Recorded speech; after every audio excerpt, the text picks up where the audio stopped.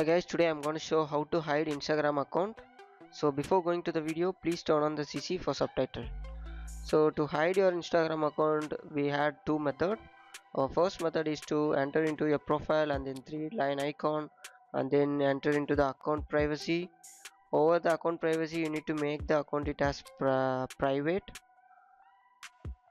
If you enabled your account to private, your account will be hidden, so your posts, the stories are not visible for others. So our second method is to enter into your profile and then account center and then enter into your personal details. Over there you need to click account ownership and control, and then you need to click deactivation for temporary hiding.